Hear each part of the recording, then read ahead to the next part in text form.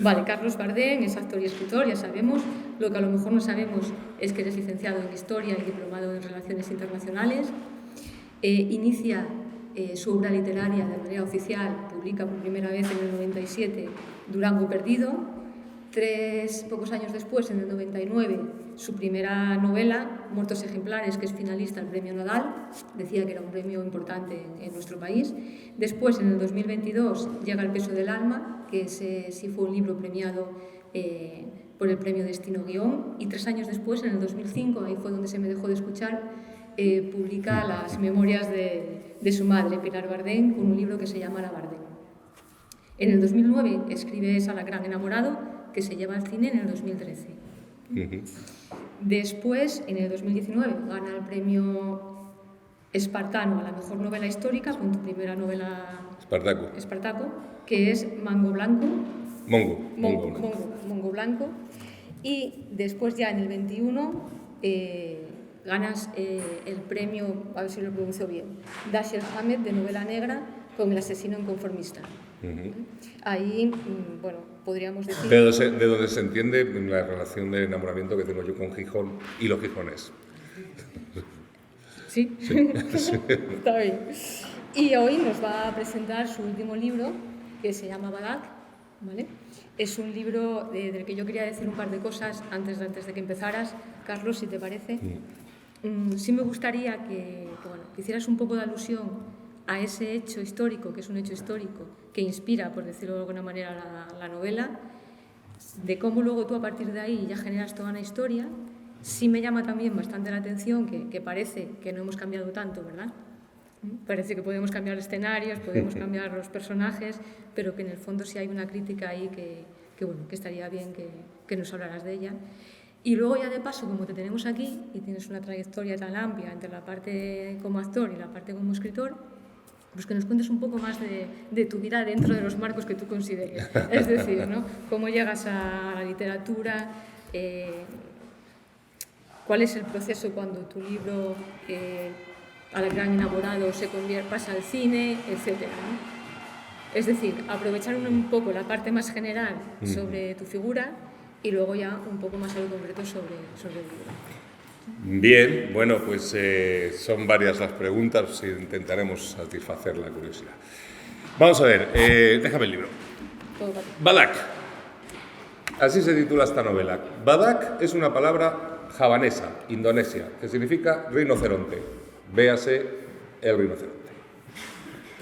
Los portugueses, en el siglo XV-XVI, son los primeros en expandir su imperio colonial por Asia y por África, y son los primeros en tener relación con los rinocerontes. Aquí está el magnífico escritor Miguel Barrero, que tiene un libro maravilloso que os recomiendo, que se llama El rinoceronte y el poeta, en el que habla de uno de estos rinocerontes que llegaron a Europa, en este caso en la corte portuguesa. Este Badak de mi novela no gozó de los fastos cortesanos de ese rinoceronte, tuvo una vida una peripecia un poco más dura en ese aspecto.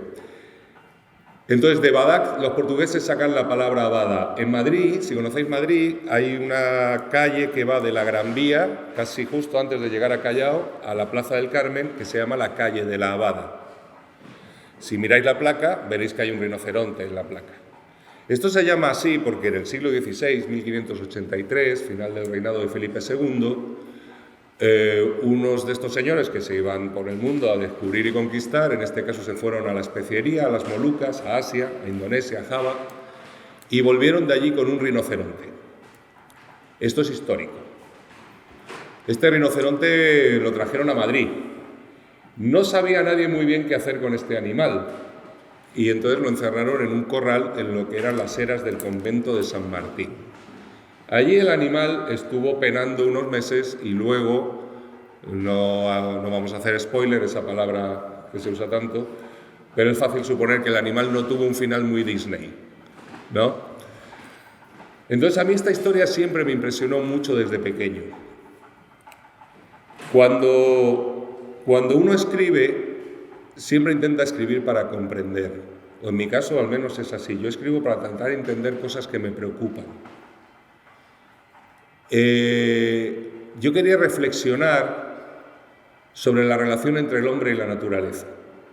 La opción más obvia hubiera sido traerlo a nuestros días, a la situación del cambio climático, el calentamiento o la ebullición global, la pérdida de la biodiversidad, o incendios o inundaciones, la degradación del medio ambiente a la que asistimos todos los días en cualquier informativo, ¿no? Pero como yo tengo la teoría de que esto no es más que la aceleración final de un proceso que se inicia desde el principio de los tiempos, en esta historia del rinoceronte, de la abada de Madrid, de Badac, creo que encontré un escenario para poner este problema en un ciclo mucho más largo, en un ciclo histórico. ¿Por qué digo que la relación entre los hombres y los animales, desde mi punto de vista, es errónea de base? Y lo que vivimos ahora es la consecuencia de esa aproximación errónea de base. En la cultura occidental, en casi todas las culturas, pero especialmente en la nuestra, hay un hilo negro de pensamiento ininterrumpido que se inicia con los presocráticos, que atraviesa todo el pensamiento filosófico, medieval, moderno y hasta contemporáneo, y mucha parte del pensamiento religioso en las épocas en que filosofía y religión se mezclaban, por ejemplo la tomística de Santo Tomás, que es una parte del pensamiento dedicada exclusivamente a justificar la supremacía del hombre sobre cualquier cosa que lo rodea, sobre el planeta. Descartes, el filósofo de la razón, decía que los animales no eran dignos de la simpatía de un ser humano, dado que los animales eran poco más que máquinas sintientes, máquinas movidas solo por instintos, privados de la razón.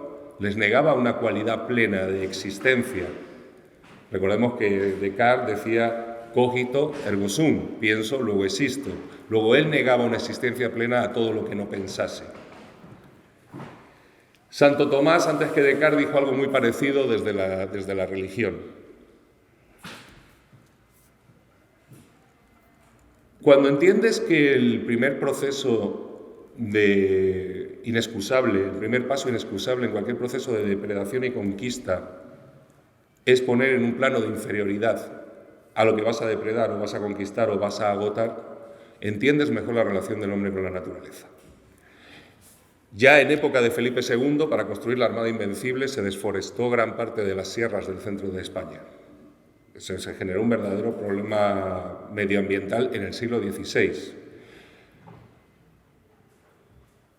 Entonces, a mí me interesaba reflexionar sobre esto, hacerme eco de otros.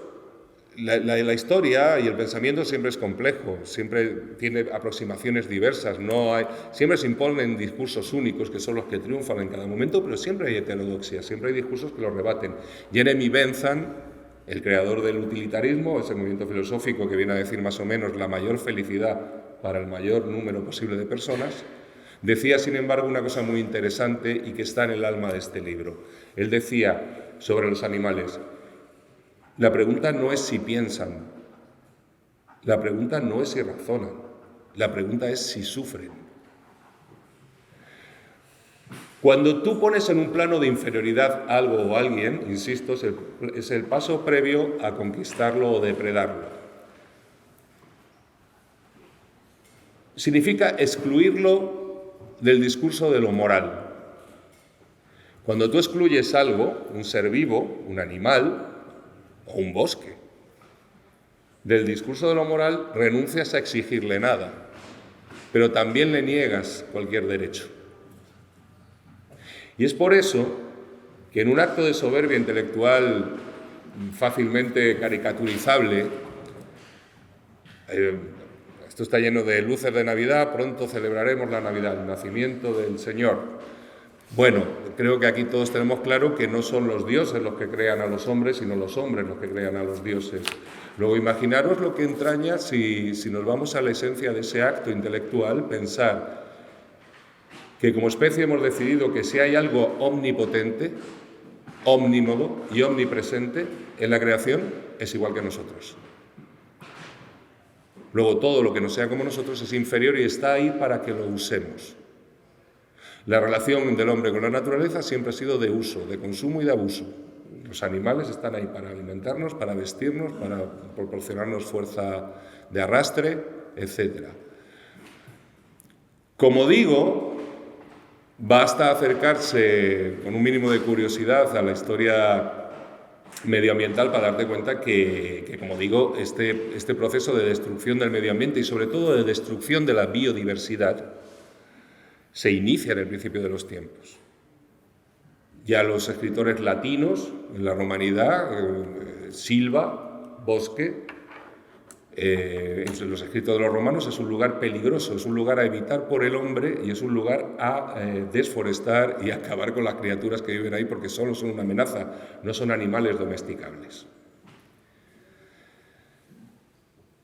Entonces, situándome en estas coordenadas y utilizando esta anécdota cierta de la llegada de este animal al Madrid de Felipe II,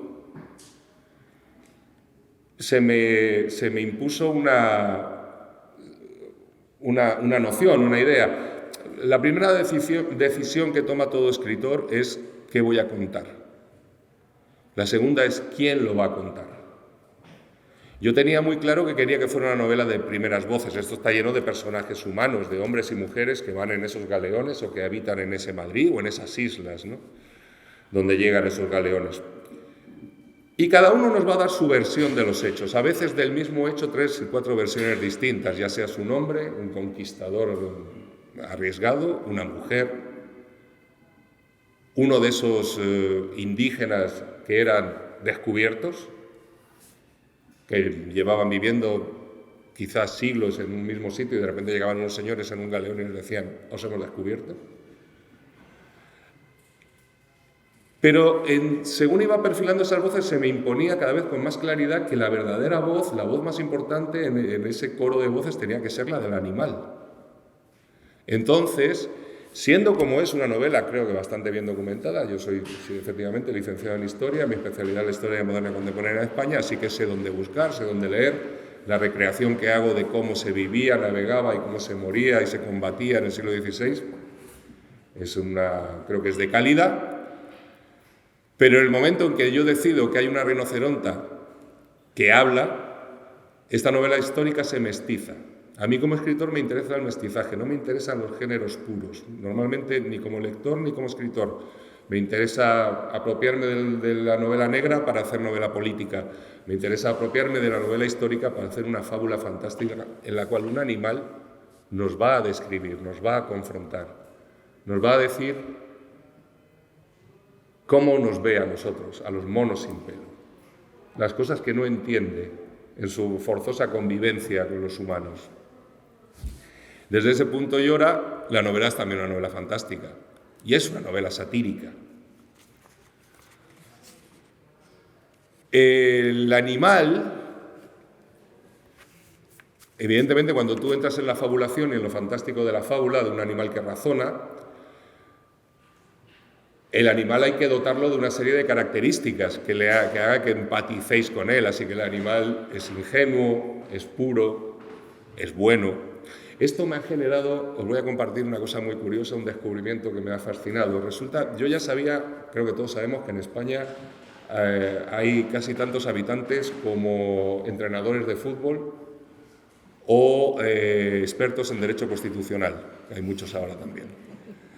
Lo que yo no sabía es que había tanto etólogo, porque de repente me empezó a escribir mucha gente diciendo que no tienes ni idea lo que dices, los delfines violan, los monos asesinan, yo tengo un gato que se guarda las cosas, que es codicioso, y decía, bueno, por favor, calma, es una fábula, no estoy escribiendo sobre rinocerontes, a mí no me interesa el rinoceronte, me interesa que el rinoceronte nos hable de nosotros.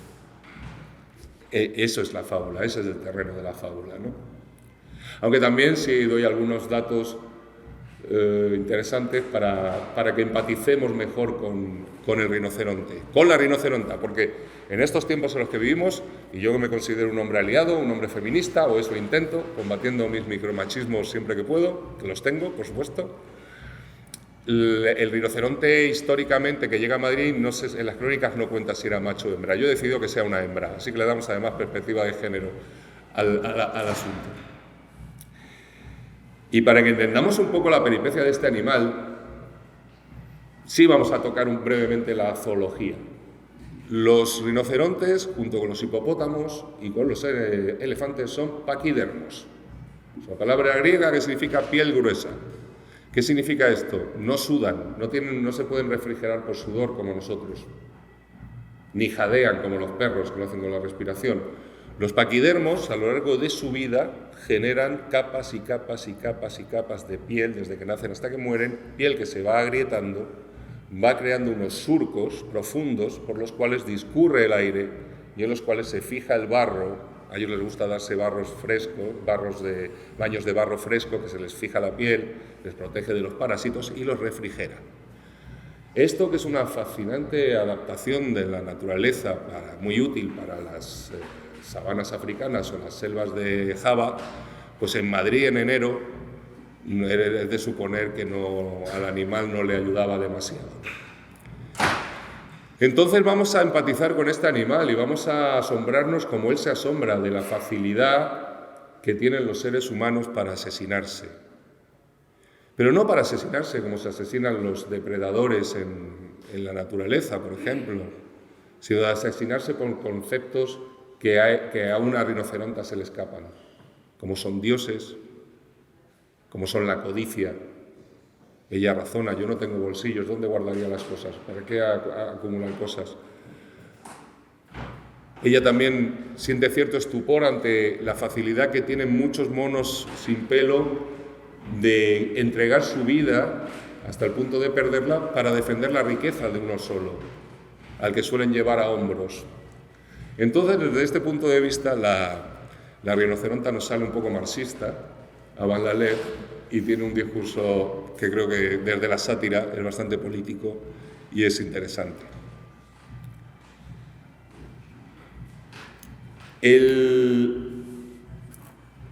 Cuando tú aspiras a escribir algo más que entretenimiento, que es una de mis, no de mis preocupaciones, pero yo creo, una de las cosas que ha conseguido la derecha en el mundo es vaciar de contenido las palabras, cambiarles el significado a las palabras. Libertad es una palabra que está absolutamente bastardeada y prostituida hoy en día, ¿no? Es la libertad de hacer lo que te dé la gana, no la libertad de ser útil para los demás, no la libertad de comprometerte con causas justas, no, la libertad de ser egoísta. Otra palabra que se ha manoseado mucho y se ha vaciado de contenido y se ha pervertido es ideología. Ahora cuando quieren desprestigiar cualquier cosa, dicen que está muy ideologizado. Todo es ideología. Todo lo que hacemos desde que nos levantamos hasta que nos acostamos, la elección de nuestra pasta de dientes es un acto de ideología. Lo que le molesta a esta gente, que son los defensores del sano entretenimiento, es que tu ideología no sea la suya, es que tu ideología confronte la suya. Por eso hay toda una serie de literatura, de punto de vista, mala literatura, de malas películas, de malas series, que se nos venden como sano entretenimiento sin ideología, que son profundamente ideológicas, que lo que hacen es defender la ideología del sistema imperante. La caricatura sería: hoy viene a divertirse con las hormigas Adolfo Hitler, ¿no? Bueno, entonces esta es una novela profundamente ideológica, y en tanto que es ideológica es una novela que trasciende la mera recreación de época o en la mera fabulación. Es una novela que yo sitúo en el siglo XVI, pero yo estoy hablando de nuestro mundo, estoy hablando de lo que me preocupa. Estoy hablando de los mecanismos del imperialismo, de la conquista, ahora entraremos en eso con más detalle. Estoy hablando de Gaza. Estoy hablando de la incomprensión que supongo que sentimos todos, el horror que sentimos todos al ver cosas que se nos escapan, la maldad pura, dura y sin filtros. Bueno, pues eso es lo que le pasa a Badak, a la rinoceronta, en su cautiverio obligado junto a los hombres, que descubre este tipo de maldades. Entonces, en tanto en cuanto habla de cosas de hoy, y lo hace desde un punto de vista muy político, yo creo que va más allá del entretenimiento. Es un libro que interpela. Yo como escritor me quedé con una cosa que suelo repetir siempre en las presentaciones, porque creo que es un buen mapa de ruta para cualquiera que escriba. Es una cosa que escribió Virginia Woolf, que decía: las buenas novelas tienen que ser como un cuchillo que nos busca las costuras. Las costuras del cuero con el que nos recubrimos. Las buenas novelas nos tienen que interpelar, nos tienen que interrogar, nos tienen que incomodar. Por eso las buenas novelas son siempre algo más que entretenimiento. El entretenimiento es anestésico, es analgésico, es olvídate de tus preocupaciones, es muy lícito. Pero veamos que hay siempre detrás de esa intención de que dejes de pensar.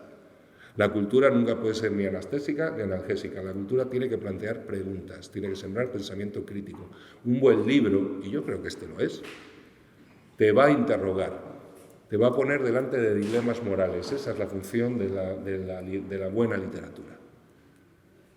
Te tiene que interrogar, te tiene que llevar a tomar posiciones, a cuestionarte a ti mismo en cada página o en cada página y media, plantearte algo que digas, demonios, ¿qué pienso ante esto? ¿O qué haría yo en esta situación?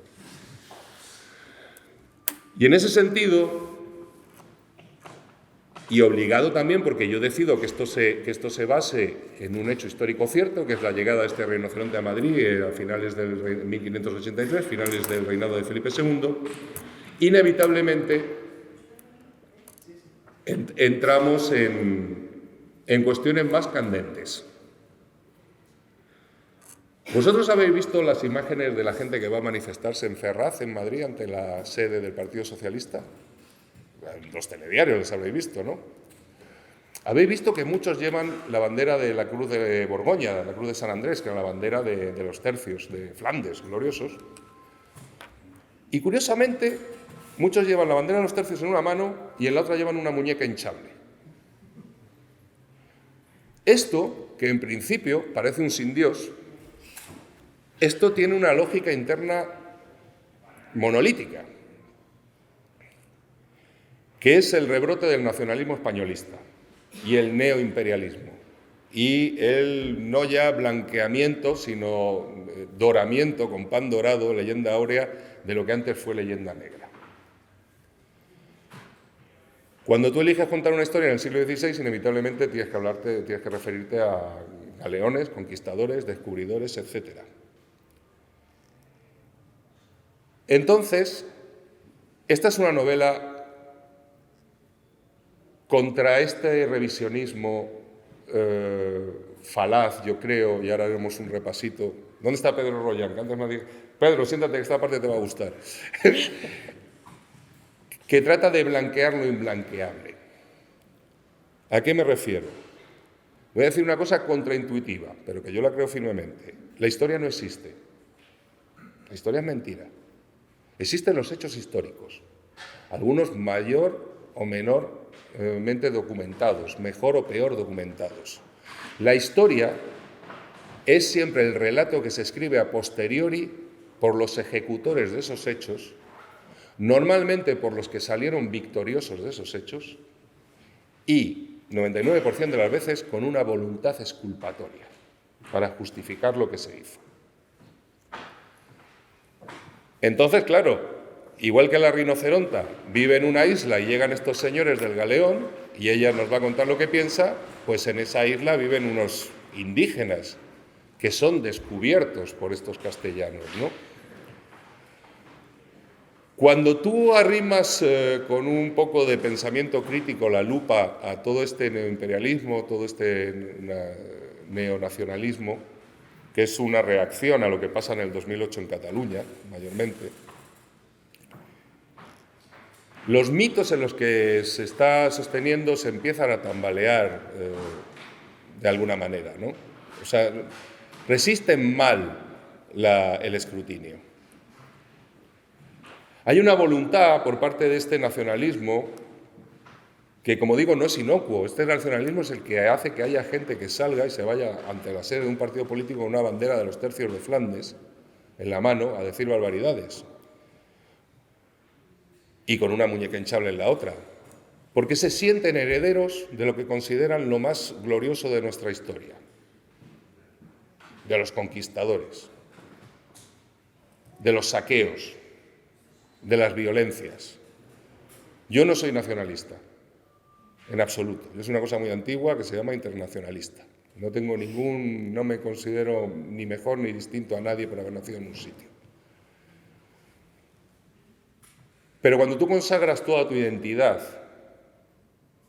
a las glorias imperiales, y por tanto tienes que limpiarlas, empiezan estos mecanismos a los cuales se dedica gran parte de la novelística histórica de este país, que es hablar de la testosterona, de los cojonazos, de estos tíos que entraban a sangre y a fuego y no se les resistían ni ellos ni las indias, que corrían a echarse a sus brazos y a mestizarse. En vez de, si a mí me diera por ser nacionalista, yo diría, pues si yo quisiera tener un referente de lo mejor de este país, pues me gustaría sentirme descendiente de Lorca, o de Jovellanos, o de Torrijos, o de los maestros de la República, o de Ramón y Cajal. No o de María Zambrano. O de María Zambrano, por supuesto, mujeres. Los micromachismos. No tiene... Ahí estaba yo. Muchas gracias, te lo agradezco. Así que, como os digo, no es casual que lleven una bandera a los tercios en una mano y una muñeca hinchable en la otra, porque esa narrativa neoimperial surge y se vertebra de una masculinidad muy tóxica, muy frágil. Yo, para sentirme realizado, tengo que saber que vengo de un tío que era un animal. Hay que pensar sobre eso, hay que meditarlo. Entonces, hace ya unas décadas, que a través de libros como el de Roca Barea, ese de hispanofobia, que es un ejemplo de muy mala historiografía, o documentales como el de La primera globalización, que parece un publireportaje de ciertas glorias imperiales, o Pérez Revertimos varios, o ya la culminación de esto, que es descacharrante, un musical sobre Malinche, diciendo que aquello fue el gran encuentro. Bueno, todo esto no es inocuo, todo esto se hace con un propósito político, todo esto se hace para tener a un montón de gente agitada en torno a estos mitos que ahora vamos a repasar, 3 o 4 de ellos para echarnos unas risas, y para que no estén pendientes de que no hay acceso a la vivienda, de que el deterioro de la sanidad pública es imparable, de que esto es un escándalo de corrupción en muchos aspectos, etcétera, etcétera, etcétera. Cuando tú tienes a todo el mundo agitando banderas, normalmente no tienen cabeza para hacer otras cosas. Así que esto es una novela que está escrita también como una reacción contra estas cosas.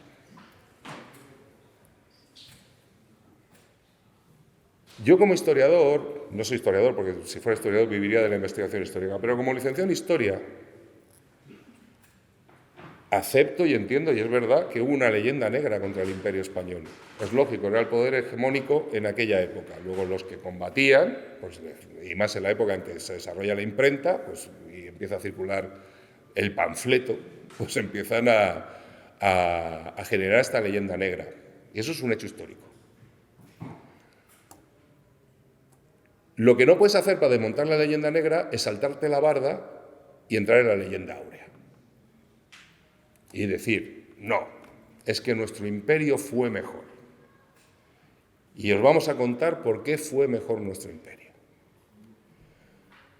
Primer argumento siempre, nuestro imperio fue mejor, no como esos cabrones de los ingleses que acabaron con todos los indios y que eran unos racistas y que los exterminaron. Tú vas a Latinoamérica y hay un montón de indios y todos se llaman Pérez, González y no sé qué. Nosotros somos unos tíos estupendos.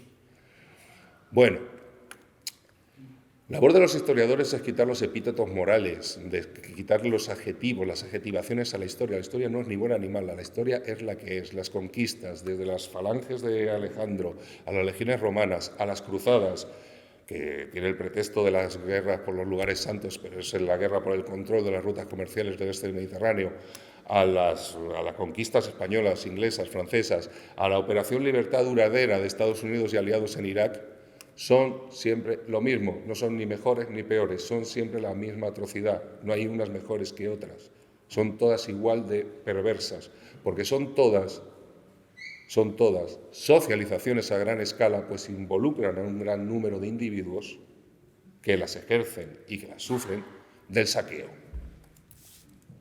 En un fácil silogismo lógico es fácil entender que cuando tú llegas a saquear el oro, la plata, las especias o el petróleo, normalmente encima de eso vive gente.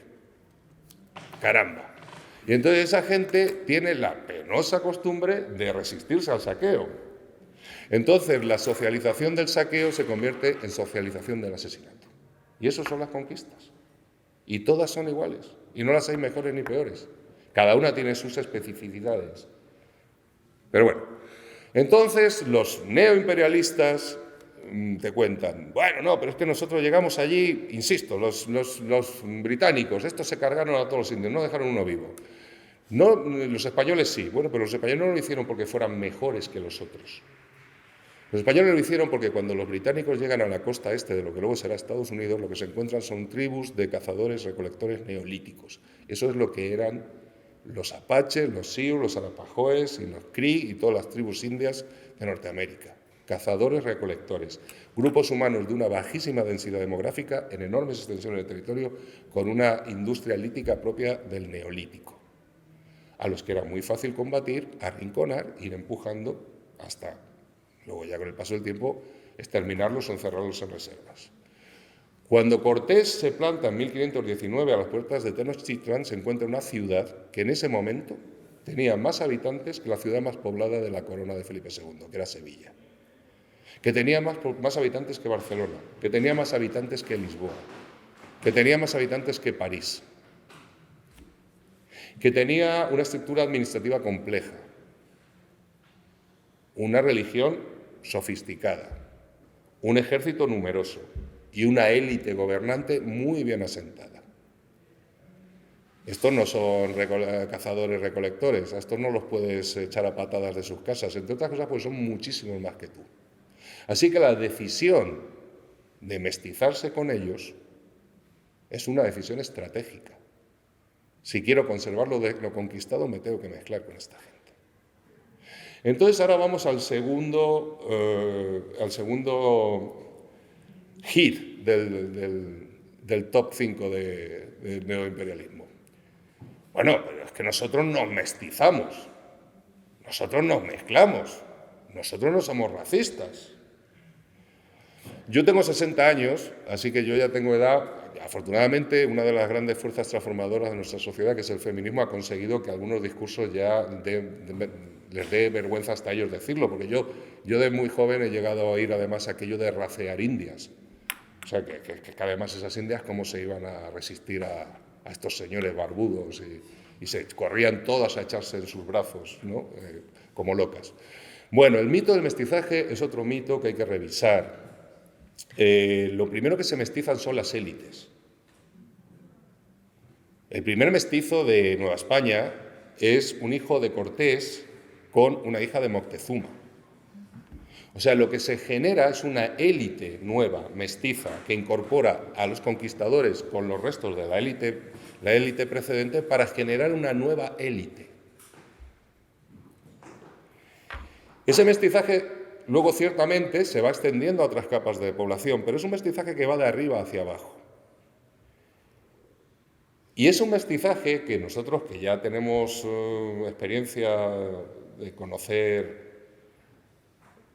la guerra de los Balcanes, los conflictos como el de Ruanda o lo que está pasando en Palestina, es fácil, todos sabemos que donde hay hombres armados, las primeras víctimas son los niños y las mujeres. Y las mujeres en concreto son siempre botín de guerra y arma de guerra psicológica. La violación es un arma que se da en todos los conflictos, la violación de la mujer del enemigo. Así que sería también interesante discernir desde una perspectiva de género, mediante registros históricos y antropología, discernir cuánto de ese mestizaje fue voluntario. Cuántas de esas señoras se arrojaron de mutuo propio y encantadas de la vida en brazos de estos conquistadores. ¿O cuánto de ese mestizaje es fruto de la violación? Yo tengo escrito una novela anterior que se llama Mongo Blanco, que retrata la vida del esclavismo del siglo XIX. Pues no supongo que nadie se asombra si digo que cuando alguien se considera dueño de otras personas, pues se considera dueño de su sexualidad también, ¿no? Esta cosa del mestizaje además ha dejado una herencia que es perfectamente rastreable en toda Latinoamérica y que os invito a leer sobre este concepto, que es el concepto de la pigmentocracia. en todas las sociedades latinoamericanas, con fuerte presencia de población nativa, indígena, tu posición en la vida y tus perspectivas dentro de la sociedad están absolutamente condicionadas, en el 99% de los casos, por el color de tu piel. Cuanto más oscuro seas, más abajo vas a estar siempre en la pirámide de esa sociedad. Así que esto del mestizaje no fue un encuentro de dos mundos donde bailan y cantan y se besan y se aman. O sea, sería interesante entender que es un proceso histórico complejo y muy asociado a la violencia de una conquista. Luego, como sé que está aquí mi amigo Pedro, que en esto discrepamos bastante, hay otra cosa que los más refinados te sacan enseguida la controversia de Valladolid, y las leyes de Burgos y las nuevas leyes de Barcelona, Vitoria, Suárez y todas estas gentes que se dedicaban a hacer un derecho de gentes muy moderno para la época, efectivamente, donde reconocían la humanidad del indígena y promovían que la corona sacara edictos para la protección del indio, etcétera, etcétera, etcétera. Es interesante entender cómo en una sociedad el aparato teórico, doctrinario, puede ir absolutamente alejado de la realidad del día a día de los habitantes de esa sociedad. Cuando se intentó implementar en Nueva España y en el Perú, se intentó implementar estas pragmáticas reales que protegían a los indios, se produjeron las revueltas de los encomenderos. Los encomenderos eran los que tenían encomiendas de indios, los que tenían un cupo de indios entregados en cuasi propiedad, en una forma de esclavismo legalizado encubierto. Y cuando llegaron las instrucciones desde la corte de, oiga, esto hay que hacerlo de otra manera, se rebelaron a sangre y a fuego y hubo guerras internas entre los propios conquistadores. Así que también es interesante entender que es en el siglo XVI cuando, frente a estas pragmáticas y estos edictos y estas leyes, sin duda con muy buena voluntad y muy modernas para la época, se acuña una expresión que está vigente en todas las posesiones españolas y luego en Cuba hasta 1898, que es se acata pero no se cumple. Es decir, acatamos esta ley, pero nos es imposible cumplirla. No tenemos los instrumentos para cumplirlo, así que hagan ustedes con los indios lo que les dé la gana. Nota al margen, aunque al final de su vida Bartolomé de las Casas se arrepintió y mucho de esto. Bartolomé de las Casas es uno de los ideólogos de las primeras importaciones de negros a las Antillas y de ahí al resto de las posesiones españolas, porque Bartolomé de las Casas, el padre de los indios, les reconocía a ellos una naturaleza humana cuasi angelical. Y cuando los encomenderos dijeron, bueno, pues si no trabajan los indios, yo no he cruzado el océano para venir aquí a agarrar una azada ni para doblar el lomo, ¿quién va a trabajar? Bartolomé de las Casas dijo, bueno, traigamos negros de África, que como todos bien sabemos, esos no tienen alma. Así se escribe la historia. Otro de los hits de esta tal es, que a mí me resulta fascinante siempre que lo oigo, les hicimos universidades. Dice, bueno, pero vamos a ver, universidades que no serían escuelas Montessori, ¿no? O no serían abiertas a gratuitas y educación pública universal de calidad. Vamos a ver, en este país hasta la muerte de Franco, e incluso años después, yo he sido universitario, las universidades no han sido otra cosa, hasta que se generaliza, hay una demanda social por una universidad pública. Las universidades han sido tradicionalmente, históricamente, centros de formación de las élites, destinadas a gobernar lo conquistado. Lo conquistado aquí y allí. A las universidades iban los funcionarios destinados a gobernar lo conquistado y los clérigos destinados a adoctrinar a los conquistados. Así que no se hicieron con ningún afán pedagógico. Se hicieron como una necesidad práctica. Luego ya defendiendo en el hit parade está el, bueno, pero ¿y el castellano? García Márquez. Bueno, claro, coño, en algo tendrían que hablar. O sea, no te vas a ir tú a conquistar a no sé cuántas gentes de no sé cuántos sitios distintos y aprenderte tú cómo hablan ellos. Les enseñas a hablar castellano. Quiero decir, todos estos mitos, insisto, no soportan una aproximación crítica. Yo en esta novela me he permitido hacer una cosa que es reproducir, y eso sí está reproducido literalmente, un documento de la época. Vamos a meditar sobre esto, que se llama El Requerimiento, que lo hizo un jurista llamado Palacios. El requerimiento está presente en casi todas las conquistas.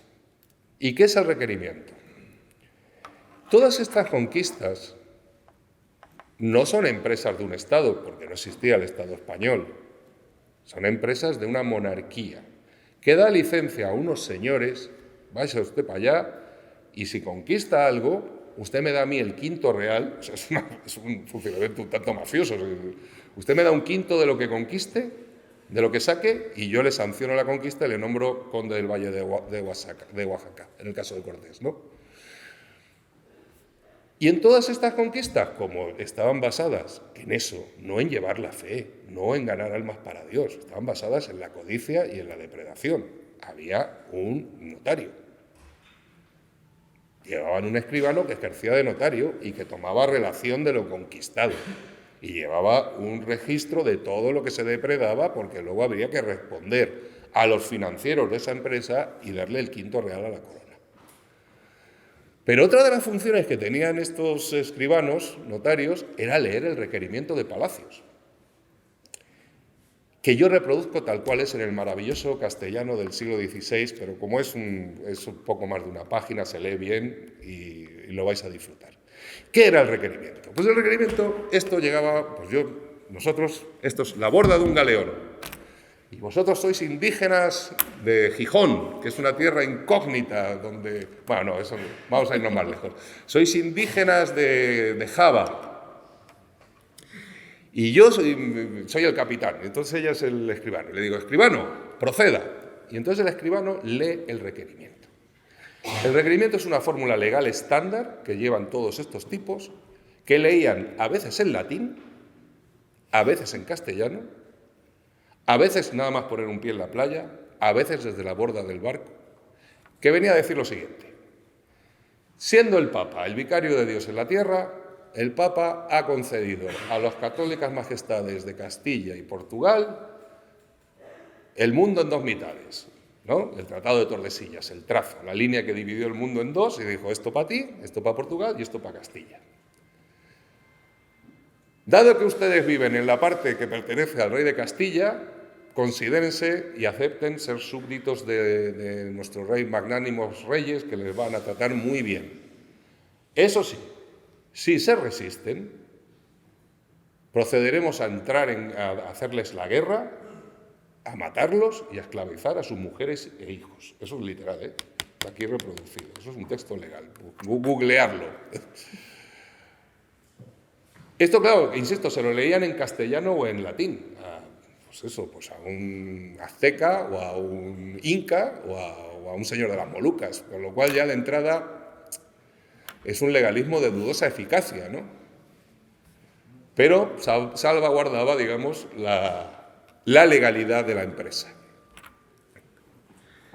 Entonces, lo que es muy curioso, y me pasó a mí con esta novela, es que en el momento que tú te pones a recordar un poco lo que he hablado antes de colocar las cosas en planos de inferioridad, paso previo a conquistarlas. Lo que me ocurrió es que mientras miraba la relación del hombre con la naturaleza, me di cuenta de que no deja de ser, por supuesto, un imperialismo especista, que espejea perfectamente los mecanismos del imperialismo entre los seres humanos. Vuelvo a la novela de Mongo Blanco. Hay una cosa que es muy curiosa. Hay una noción errónea de que el racismo es una cosa muy antigua, y el racismo biologista es un invento de la segunda mitad del siglo XIX.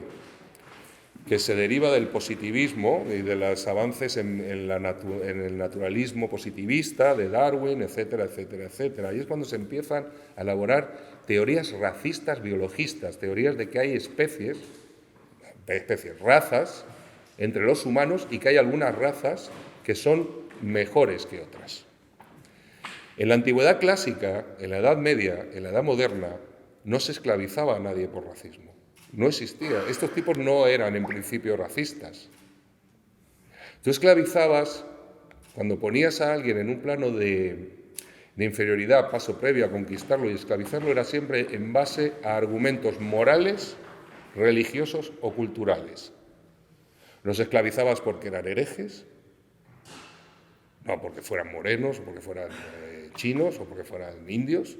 Los esclavizabas porque eran inferiores moralmente a ti, porque tu cultura era más elevada, o los esclavizabas porque su cultura era mucho más atrasada que la tuya. Por un compendio de estas tres cosas, pero el concepto del racismo es ajeno a todas estas cosas. Por eso, por ejemplo, Bartolomé de las Casas defiende absolutamente la humanidad de los indios, no considera que sean distintos a un campesino de Castilla. Pero como digo, una vez que tú te pones a reflexionar sobre esto, ves cómo se espejean estos mecanismos y cómo funcionan exactamente en paralelo y cómo lo que hacemos o lo que llevamos haciendo con la naturaleza desde el principio de los tiempos es lo que llevamos haciendo con los seres humanos desde el principio de los tiempos a lo que está pasando hoy en la Franja de Gaza. Tú lo primero que haces para exterminar a alguien o para echarlo de su tierra es deshumanizarlo. Curioso que los que fueron deshumanizados por los nazis para ser gaseados ahora deshumanicen a los palestinos como lo hacen. Entonces este es un libro que reflexiona sobre todas estas cosas. Creo que lo hace de una manera, en principio, muy divertida. En el origen de este libro hay varias influencias. Uno es una película, sé que os gusta mucho el cine en esta asociación, así que os recomiendo que veáis una película de Mario Monicelli, es una comedia italiana que se llama La Armada Brancaleone, que es una coña feroz, con Vittorio Gassman increíble, sobre los mitos medievales, los caballeros y las cruzadas y todas estas vainas, ¿no? Y El coloquio de los perros de Cervantes, Cipión y Berganza, estos dos perros del Hospital de Valladolid, que se ponen a hablar de los dueños que han tenido a lo largo de su vida, ¿no? Luego la historia toma unos tintes que creo que consigo, como escritor, una de las cosas que me proponía, que es que empaticéis con la rinoceronta. Os va a caer muy bien Badak, por momentos os va a caer extremadamente bien, y luego la vais a acompañar en lo que le pase. Amigos, así es la vida, os vais a emocionar al final. Pero, como digo, creo que es una novela que situando las cosas en un ciclo más largo, en hace unos cuantos siglos, nos habla de nosotros y nos habla de hoy. Y nos habla de ser empáticos con todo, de entender que el mayor reto que tenemos como especie es todo lo relacionado con el medio ambiente y con la naturaleza. Y que si no empezamos a entender que hay que respetar todo lo que vive en este planeta, y todo es todo, son los animales y son las plantas, y a darles la misma relevancia que le damos a otros seres humanos, estamos abocados a la extinción, o a la extinción del modelo de vida que tenemos y que conocemos. El planeta seguirá dando vueltas en el espacio, con nosotros o sin nosotros. Nosotros somos una mota de polvo en todo esto. Pero bueno, esta es una novela que es un intento de también hacer un llamado a eso, a que tenemos que replantearnos nuestra relación con lo vivo. Desgraciadamente vivimos en una sociedad que está atravesada por unas pulsiones muy fuertes de odio y de muerte. Una de las labores de la gente, y entiendo que sois miembros de una asociación cultural y por tanto gente con inquietudes y por definición buenas personas, si no, no estaríais aquí, una de las misiones de las buenas personas es potenciar las pulsiones de vida, potenciar el respeto hacia la vida. Y la vida no es solo la vida de los que son como nosotros, es la vida de todo lo que habita este planeta. Así que, si os parece, yo ya no sé qué más decir, se me ha sacado mucho la boca. Si queréis preguntas, establezcamos un diálogo y nos divertimos. Gracias, Carlos. A ver. Gracias por la presentación, Carlos. La verdad que es un gusto cuando haces referencia a los presocráticos, ¿no? Que nadie habla de Tales de Mileto, de Anaxímenes, de Anaximandro, esta gente que fue, ¿no? Es un gusto que hables de ellos, aunque bueno, por romper una lanza a favor de los presocráticos, bien es verdad también que aunque forman parte de ese pensamiento occidental, ¿no? que empieza a depredar, ¿no? como decías, también bueno, había cierta oportunidad de darle importancia a cuestiones naturales, no como el agua, sí, canales de viento, claro. Ellos son los primeros en reflexionar sobre lo natural. Lo que pasa es que ya dentro de esa reflexión de lo natural ya empiezan también a decir, bueno, lo natural, pero siempre por debajo de nosotros. Sí. A partir de los presocráticos todo fue peor, sin duda. ¿No? Es muy agradable, ¿no? que pases por ahí. Efectivamente, como decía al principio, un poco hemos cambiado. Podría cambiar un poco el escenario, podría cambiar bueno, los adornos, etcétera, pero al final las acciones que seguimos cometiendo son las mismas, ¿no? Y a partir de ahí cualquier reflexión creo que es de agradecer. Así que gracias, Carlos. Y como vamos bien de tiempo, podemos hacer alguna pregunta. No sé si alguien del público tiene alguna pregunta. Tenemos tiempo para alguna pregunta y para que después Carlos firme algún libro. ¿Tenemos alguna pregunta? Sí. El joven de... El joven de gafas rojas.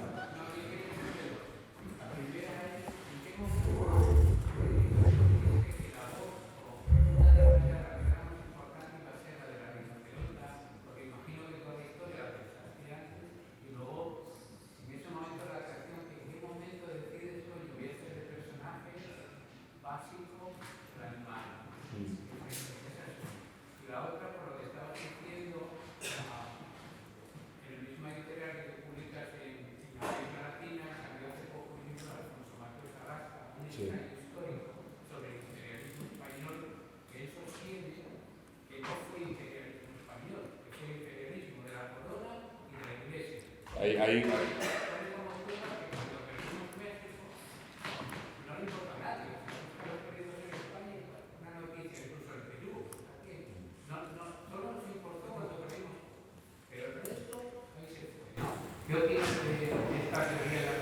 Bueno, la primera, ¿cuándo descubro la rinoceronta? Pues eso fue como el descubrimiento, supongo, de la Coca-Cola o de cualquier cosa. Yo empecé, digo, bueno, pues tengo, vamos a ver, esta novela como arranca y acaba en un hecho histórico cierto, lo que tenía muy claro era el final, lo que tenía que ver es cómo llegaba hasta ahí. Entonces la primera decisión es, bueno, pues vamos a conocer a este animal, entonces vamos a ver cómo vive en su isla y cómo lo captura. Y empecé a escribir de una manera muy intuitiva, casi bocetando, una descripción de la jungla japonesa. Pero de repente empecé a escribirla en primera persona.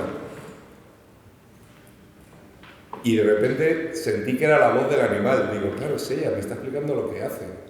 Y seguí. Y llegué a un momento en que me encontré con 3 páginas de la rinoceronta explicándonos su vida. Entonces dije, uy, te estás arriesgando mucho.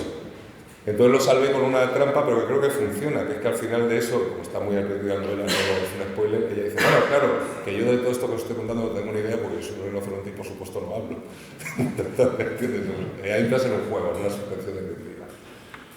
Pero sí me parecía que darle la voz al animal añadía este componente que lo separa de la novela histórica más al uso.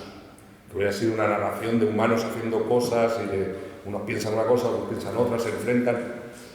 ¿Qué pasa si vemos eso a través de alguien que, entre comillas, no es humano, claro? ¿Qué pasa si enfrentamos esas grandes gestas a una rinoceronta y la otra gran voz de la novela es una mujer, es María Guevara? ¿Qué pasa si enfrentamos todas estas pulsiones de violencia, de masculinidades, de conquista, de depredación a los ojos de una mujer que quiere ser libre, que es una mujer que ha sido botín de guerra, que ha sido morisca, conversa a la fuerza, botín de guerra, y que busca la libertad junto al hombre al que ama en el otro extremo de la tierra, ¿no? Como última esperanza de escapar de los rigores de Castilla? Entonces, bueno, pues tú lo sabes, tú escribes, tú pintas, dibujas y pues vas lanzando y hay un momento en que dices, efectivamente, esta es la voz, lo encontré. Y este es el punto de vista. Este es el punto de vista que la hace diferente a la narración. Que lo que hace que esta novela sea una novela, quiero pensar, que va más allá de la novela histórica. Y entonces puedes decir como Flaubert No, Badac c'est moi, no, efectivamente. Pero vamos a ver, eso de Madame Bovary c'est moi de Flaubert, pero yo soy Badac, yo soy Fray Guillermo, yo soy el Capitán Encinas. Todos los personajes de una novela son el autor. Todo lo que saben o creen saber de la vida es lo que sabe el autor o cree saber el autor de la vida. Todo lo que expresan son lo que ese autor defiende o lo que ese autor combate. Yo lo que intento, porque si no caerías en el panfleto, es darle igual valor a las opiniones que representan lo que yo detesto que a las que yo defiendo. Darles discursos lo más esmerados y lo más inteligentes posibles para que no sean un cliché fácilmente descartable, porque entonces estaría haciendo propaganda. Por eso digo que un buen libro te interpela. Tú cuando lees Mongo Blanco, tú lo has leído, hay momentos que tú entiendes al negrero entiendes al monstruo, no es ningún imbécil. Es un monstruo que es funcional a un sistema esclavista que tenía gente con pocos muy privilegiados razonando constantemente cómo justificar la esclavitud. Y dentro de ese contexto conseguían implicaciones muy interesantes. En cuanto a lo de Alfonso Mateo Sagasta, yo concuerdo completamente con él. Yo cuando escucho a Isabel Díaz Ayuso decir que España tiene 3.000 años, claro, se me caen los palos de una canción, digo, no puede ser, o sea, por favor. Entonces, bueno, hay diversas teorías de cuándo nace España y lo español, la nación española. Evidentemente no en el siglo XVI ni en el siglo XVII. Alfonso lo sitúa en la Constitución Liberal de 1837, hay otros, el amigo Pedro Royal de 1812, yo estoy más con Alfonso, yo creo que es el 1837. Otros se lo llevan al decreto de Nueva Planta de Felipe V, 1514, pero lo que no se puede existir, o sea, lo que está mal expuesto y se expone con una voluntad política es lo del Imperio Español. No puede ser el Imperio Español porque no existía lo español, existía el topónimo. El gentilicio español asociado al topónimo España, que venía de la Hispania romana. Pero no existía una estructura ni de gobierno, ni estatal, ni un sentido de nacionalidad española. Esto se ve muy claro en el siglo XVIII y XIX, cuando no es que exista España, es que existen las Españas. Los reyes firman como reyes de las Españas. ¿Por qué? Porque existía la de aquí y la de las Américas. Hablar del Imperio Español también genera ciertas contradicciones. ¿Qué hacemos con los portugueses en los años en que fueron súbditos de Felipe II? ¿Eran españoles también o eran portugueses? Esto nos demuestra que no era un imperio español, era el imperio de una monarquía compuesta, que, según cuál fuera su área de expansión, se vehiculó a través de determinados reinos de esa monarquía compuesta. En el siglo XVI no se puede hablar, si quieres hablar, incluso si quieres en rigor, entonces mejor que de un imperio español, habla de un imperio castellano. Porque la expansión de la corona de Aragón se hizo hacia otro lado, los súbditos de la corona de Aragón tenían en principio prohibido embarcarse hacia las Indias. Así que todas estas cosas nunca se dan puntadas sin hilo. Todo esto del Imperio Español, insisto, tiene una continuidad absoluta con esto, con andar con una muñeca hinchable en la mano y una bandera de los tercios en el año 2023 en la calle Ferraz. Y en tomar como buenas pues, cosas que no son más que idealizaciones fantasiosas de un hecho que no fue así, en ningún caso. Dígame. Sí, señor. Sí, diga. Sí, no, comentando porque pues, primero agradecerte la hacer algunos casos.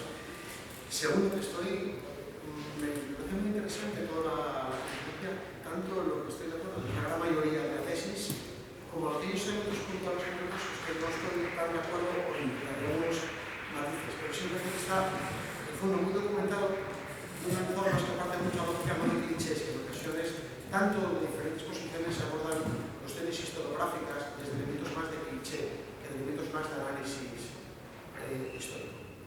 Respecto a lo que comentas, es un tema muy interesante, el tema de España, yo creo que hay que diferenciar varios elementos.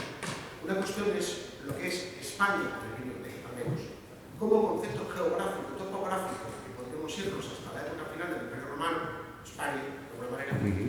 Otra cosa es España como Estado, aparición de Estados modernos, los modernos parecen a siglo XVI, fundamentalmente, y otra cosa son las naciones. Es decir, en el siglo XVII no existe la nación española, ni la francesa, ni la inglesa. Porque la nación es un concepto que nace de la revolución gloriosa inglesa y fundamental de la revolución francesa o de la revolución americana.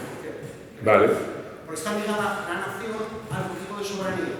¿Y entonces se puede hablar de imperio español o no?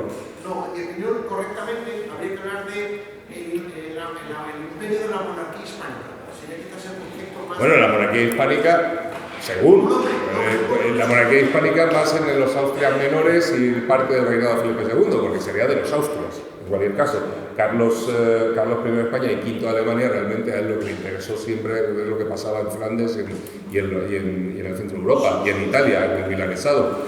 Así que monarquía hispánica, según y cómo. Digo por utilizar una expresión, pero en cualquier caso no tiene nada que exista.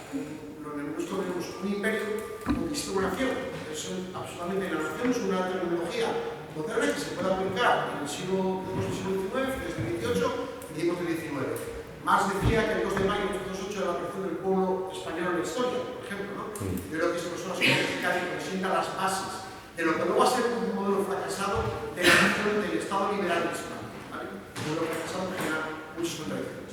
Pero estoy de acuerdo contigo básicamente en el análisis que haces, más allá de esos matices. Es decir, por ejemplo, alguien podría decir en el año 1400 que Leonardo da Vinci era un italiano, le llamaban italiano. Italia como Estado-nación no existe hasta el siglo XIX. Pero mira, eso es interesante porque ahí estamos de acuerdo. Vamos a ver, eso es interesante, vamos a darle otro repasito. Yo es que a mí me gustan los repasitos al imperio.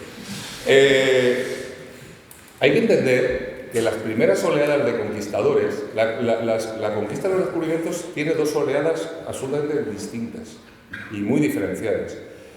La primera es el aventurero, es Cortés, es Pizarro, es Orellana. Vamos a situarnos. Vosotros pensáis, cuando leáis este libro, si lo leéis, yo reproduzco bastante bien cómo era la vida de un galeón en el siglo XVI. ¿Vosotros pensáis que alguien que tuviera la vida resuelta se embarcaba en un galeón y se iba a descubrir a las chibambas? No.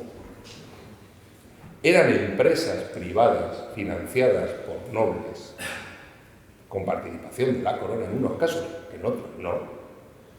A la corona muchas veces no se le pedía ni permiso ni nada. La conquista de México la hace Cortés en rebeldía frente al gobernador Velázquez, que es la autoridad real. Son empresas privadas que se financian, donde suben unos tipos en unos barcos, que bueno, ya veréis cómo era la vida en estos barcos, y se van al otro extremo del mundo. Lo más posible que pasara no es ya que te murieras en una gloriosa batalla, que te murieras de una fiebre, se te cayeran los dientes, te consumieran las diarreas, por supuesto que te ahogaras. El porcentaje de naufragios de estos barcos era espeluznante. Así que la primera oleada de conquistadores son aventureros. Son gente que no tienen nada mejor que ninguna herramienta de ascensión social, liderados por gente como Pizarro, como Cortés, que son hidalgos segundones y sin futuro en la herencia familiar, que juntan pues, un grupo de gente desesperada. O sea, hay que entender que todos estos procesos de descubrimiento y conquista son, en el fondo, gente rica, muy rica, financiando expediciones de pobretones que van a acuchillar a otra gente a la otra parte del mundo. Es así. Y eso nos hace entender la brutalidad de los procesos. Claro, tengo 60 años, yo estudiaba en el colegio de Franco, todavía vivo, y entonces me contaban lo de hizo una raya,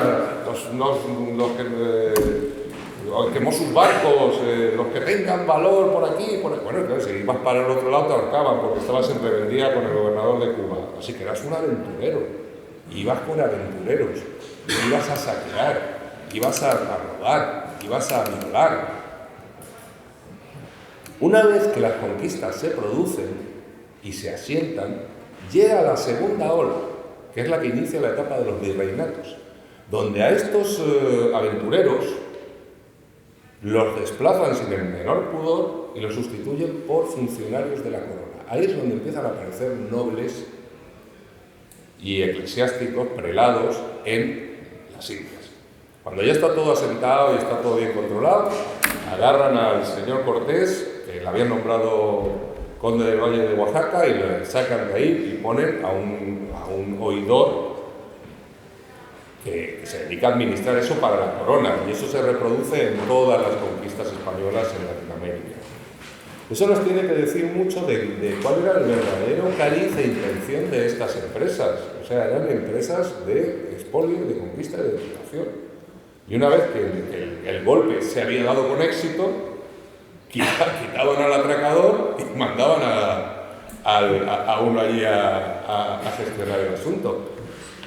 Insisto, esto es así para el Imperio Español y para todos los imperios. Antes con Pedro hemos estado discutiendo de que si el Imperio Británico era un imperio extractivo, no sé qué. Bueno, todos los imperios funcionan así. Todos los imperios consisten en eso. Más preguntas, si tenéis. Venga, ¿qué pasa? Bueno, no sé si una pregunta no, pero dentro de toda esta barbarie, ¿no?, que tiene que ver con precisamente humillar y menospreciar y ver al otro como inferior, que es el tipo de partida, ¿verdad?, para conquistar, dominar y controlar, como decía, por terminar un poco en positivo, si es que podemos, ¿no? Sí, siempre que sean positivos. Pues vamos a ver. No es nada más reaccionario que el pesimismo. Eso, ya que seguramente estoy convencida de que Leo Luz hará lo mejor, Elvira también hará lo mejor, por terminar con un pensamiento positivo, Carlos, ¿alguna recomendación, algo en positivo para porque la verdad que está todo como muy jodido. Vamos a ver, en los tiempos en los que vivimos yo entiendo que estamos todos iguales. Yo estoy horrorizado por lo que está pasando en Palestina y es una cosa que cuestiona mis creencias más profundas sobre lo bueno que puede haber en el ser humano. Decía Galeano que él se definía como un optimista, pero que él visitaba de cuando en cuando el pesimismo, porque el pesimismo es una buena herramienta de análisis. Yo creo que tenemos que visitar el pesimismo y entender que la historia es dialéctica, que la historia es confrontación y que nunca se dan avances si no es como fruto de un trauma anterior. La Declaración de los Derechos Humanos surge de la atrocidad de la Segunda Guerra Mundial. La historia es dialéctica, la historia es avance y retroceso. Lo que ya creo que ninguno creemos es en un vector lineal de progreso imparable que no se va a detener nunca.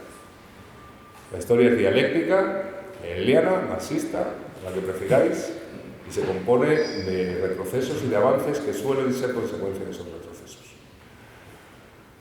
Yo animo a no rendirse nunca, a comprender que lo que en nuestra mano está. Por ejemplo, en el caso del medio ambiente, yo vengo diciendo siempre, yo llevo muchos años colaborando con ONGs en temas medioambientales y tal, pero bueno, yo siempre digo que el mayor acto de ecología que existe hoy en día, coño, es ir a votar. Es votar para que no haya un señor de Vox como consejero de medio ambiente, o como concejal de transporte, o cosas de estas. De nosotros dependen muchas decisiones en el poco espacio que nos dejan para decidir, pero sí hay decisiones que podemos tomar.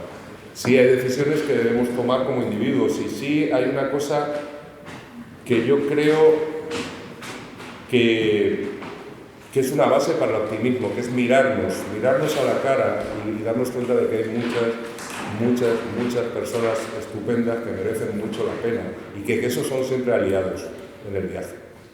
Y potenciar esos lazos, y potenciar los lugares de encuentro, los lugares de discusión con gente buena. Que hay muchísima gente. Yo creo que hay mucha más gente buena que gente mala, ¿verdad? De los hijos de puta, los hijos de esos. Y en la medida que podamos cada uno, individualmente y asociándonos, ir ocupando esos espacios. Pero bueno, eso es lo que vosotros hacéis, entiendo, aquí en la cultura japonesa.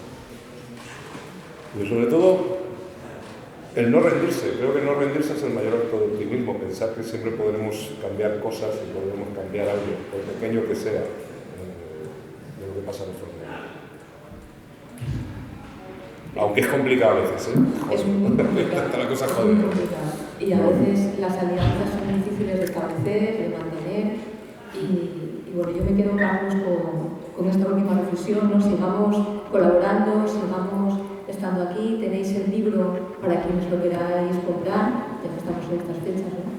Y bueno, y Carlos lo va a firmar vuestosamente. Un placer que estéis aquí, como siempre. Un placer también contar contigo, Carlos. Muchas gracias, espero que vuelvas. Muchas gracias, seguro, me ha encantado. Y nada, cuando queráis podéis pasar a firmar los libros. Muchísimas gracias.